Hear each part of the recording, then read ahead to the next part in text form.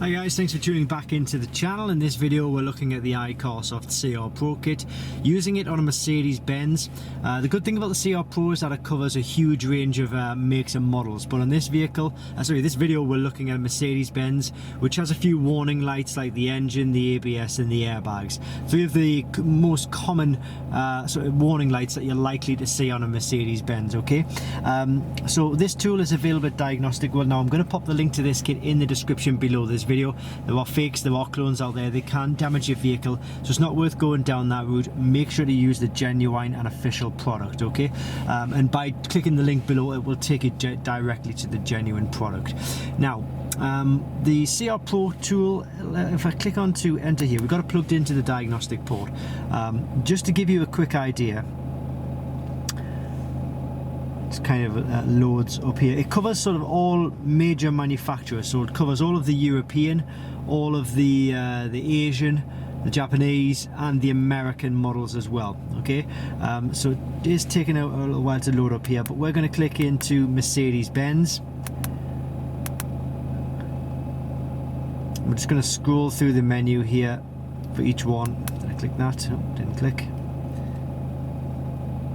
And we're going to show you the tool actually diagnosing each one of these faults and hopefully resetting all of these warning lights, okay?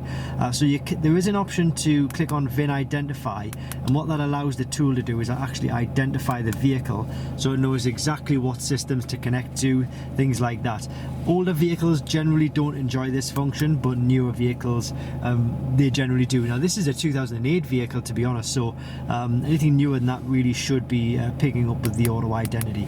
Now you can do an automatic scan where it scans the whole vehicle. You can do service resets, or we can click onto control unit, and this allows us to diagnose the specific system that we want to, and that's what we're going to do here. So it comes up with a list of 67 different options. These are 67 different systems that it will allow us to connect to, okay? Depending on what's installed to the vehicle. So we're going to find the engine first of all, and we're going to have a look and try and reset this check engine light. So we'll click onto engine control module, and it just takes a few seconds for the tool to actually connect to the ECU of the engine, and we'll click on to read fault code. So we've got two faults here. This one here is really the main fault.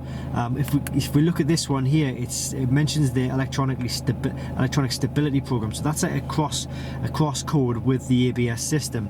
So we'll deal with that when we come to it. But this is the one that we're looking for, the 20B6. That's what's causing the check engine light. We've put a new map sensor in, and this is hopefully now, once we can erase this fault code, it should also erase that check engine light. So just keep an eye on that when I do it. There we go, check engine light has gone. It's all pretty simple once you know how to do it, but we have you know, the luxury of looking at this off camera. It might take a little bit of looking into on your end. There's still one fault there, that's the cross-referenced fault with the ASP system, but we'll come back to that because that will eventually clear once we've cleared the airbag, the ABS faults. So next up we can find, in fact we'll go to the airbag system, and it's the same situation, the same kind of theory behind that. For this one we found a loose connection underneath the driver's seat, which was quite lucky, but in your specific circumstance, if you're not so lucky, it's just really a case of taking the fault code, the description, putting it into Google, putting it into a search engine, and it will give you the answer there.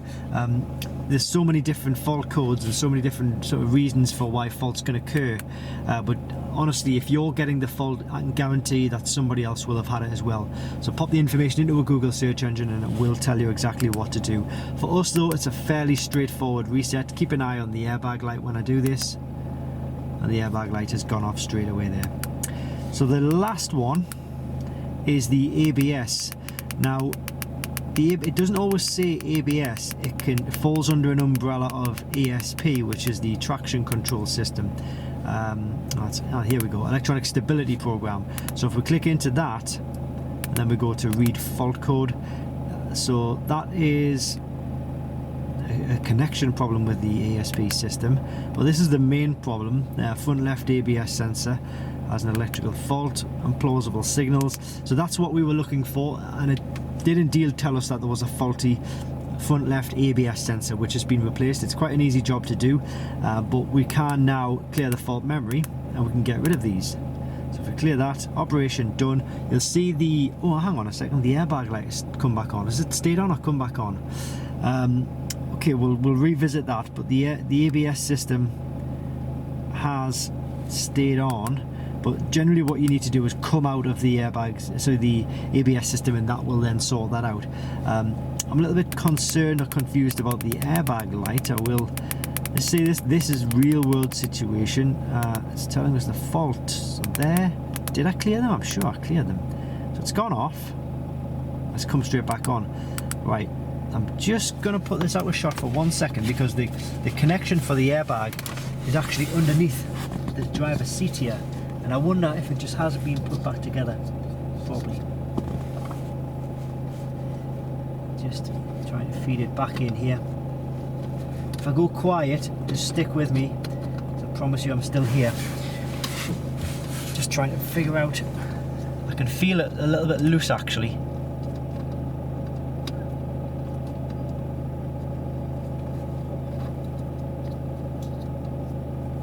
So I'm just trying to feed it back in. It's easier said than done. Right, that feels like it's clicked in properly now, so I just don't think I'd click that in properly. If we go back to this, if we go clear fault memory,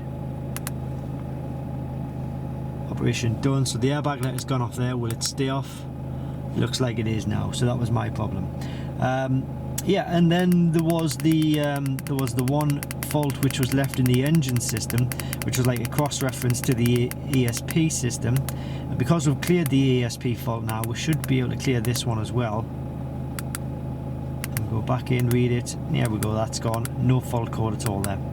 So that's all thanks to the iCarsoft CR Pro Kit. It's a great tool, this one. This has been a really good seller for a number of years actually.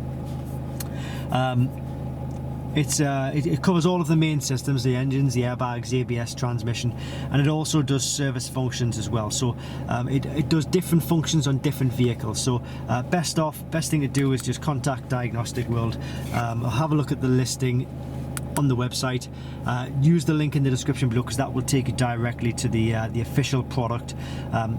Guys, I've seen fakes, I've seen clones, I've seen what they can do to vehicles, I've seen them damage vehicles, I've seen them put miles on vehicles. They're not fit for purpose, so it's definitely worthwhile going down the route of getting the genuine and official product. Thanks for watching guys, and I hope this helps.